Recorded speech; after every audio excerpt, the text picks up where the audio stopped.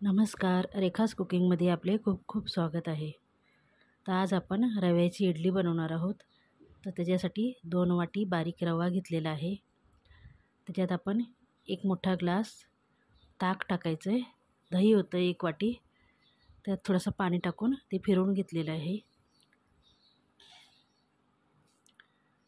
आता छान व्यवस्थित त्याला मिक्स करून घेऊ. त्याच्यात थोडंसं पाणी टाकून घेऊ, म्हणजे छान असं त्याचं पातळ बॅटर रेडी होईल.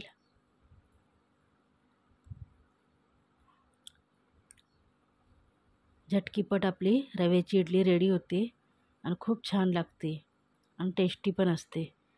ती तांदूळ भिजवा, परत वाटा, त्याचा जर कधी कंटाळा आला तर अशी इडली आपण बनवून खाऊ शकतो. त्यात चवीनुसार मीठ टाकून घेऊ आणि छान व्यवस्थित एकदा मिक्स करून घेऊ. बारीक रवा असतो तोच घ्यायचा. छान असं मिक्स झाले बघू शकता.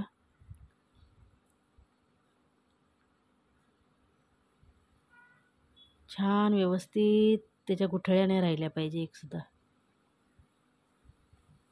सर्व गुठळ्या मोडून घ्यायच्या. तर छान असं आपलं पीठ कालवून झालेलं आहे, म्हणजे रवा बारीक करून झालेला आहे. आता आपण त्याला झाकण ठेवू.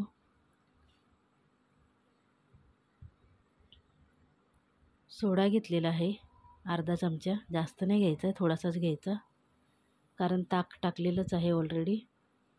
थोडंसं पाणी टाकले त्या सोड्यामध्ये आणि छान व्यवस्थित सोडा आपण रव्यामध्ये मिक्स करून घ्यायचं आहे. 3 ते 4 मिनटं सतत असंच हलवायचं.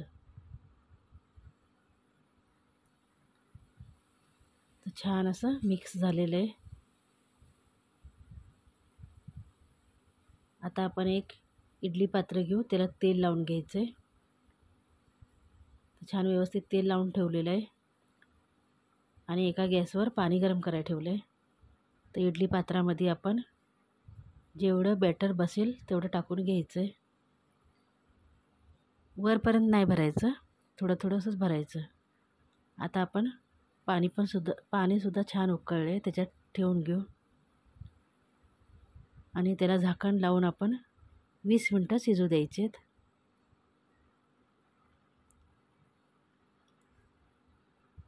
तर झाकण लावून घेऊ. आता कमीत कमी 20 मिनटं ठेवायचे. 20 मिनटं झालेले आहेत. तर बघू शकता इडली किती छान अशी फुगली आहे. तर छान अशी गरमागरम नाश्त्यासाठी आपली इडली रेडी झाली. खोबऱ्याच्या चटणीसोबत खाऊ शकता. खोबऱ्याची चटणी कशी करायची तिथं आपल्या सगळ्यांना माहीतच आहे.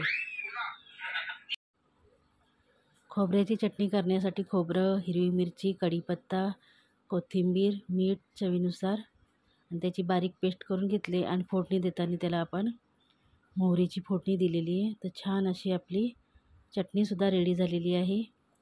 तर छान गरमागरम इडली चटणी खायला रेडी झाली. व्हिडिओ कसा वाटला सांगायला विसरू नका. धन्यवाद.